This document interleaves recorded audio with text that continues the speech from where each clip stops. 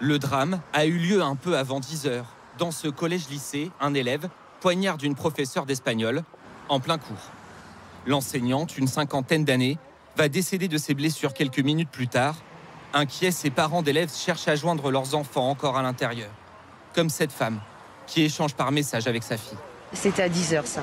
Une prof vient de se faire poignarder. Il y avait un élève qui avait un couteau. Apparemment, il l'a poignardé au dos. On est enfermé dans la classe et les volets sont fermés. Qu'est-ce qu'elle vous dit? Qu'est-ce qui se passe là? En fait, que la police est en train de prendre des empreintes, des relevés, etc. L'élève à l'origine du coup mortel a 16 ans et dit avoir entendu des voix lui demandant de passer à l'acte. Ce matin, il rentre dans la salle de classe puis ferme la porte à clé avant de se jeter sur la professeure. Selon nos informations, il est désarmé par un autre enseignant. La police arrive sur place quelques instants plus tard. Ils ont procédé à l'interpellation de l'auteur qui était désigné par nombre de témoins qui étaient sur place. La scène s'est passée dans ce lycée catholique au centre-ville de Saint-Jean-de-Luz. Selon les syndicats d'enseignants, rien ne présageait ici d'un tel drame.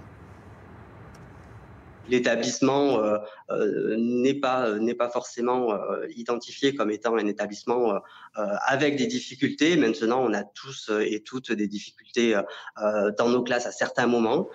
L'adolescent n'est pas connu des services de police. L'enquête a été confiée à la police judiciaire de Bordeaux. Et le ministre de l'Éducation, Pap Ndiaye, est en train de se rendre sur place où l'émotion, on le comprend, est très forte. Au-delà du lycée, les habitants de Saint-Jean-de-Luz sont sous le choc. Écoutez les premiers témoignages qu'ont pu recueillir nos journalistes Victoria David et Julia Rivarin avec le commentaire d'Antoine Bourdarias. Environ 2 heures après le drame, les adolescents sortent enfin de leur établissement. Certains sont en pleurs, sous le choc, après avoir appris la mort de l'enseignante. Il y en avait plein qui pleuraient et ils paniquaient tous. C'est pas quelque chose qu'on s'imagine quand on va au lycée un mercredi matin. On se dit on va juste aller en cours, rentrer chez nous et là on apprend ça. Donc c'est vraiment très choquant et on sait pas trop comment réagir. Surtout de voir nos profs pleurer, de voir les gens désolés. Il y a tout le monde qui est dans l'incompréhension, personne parle.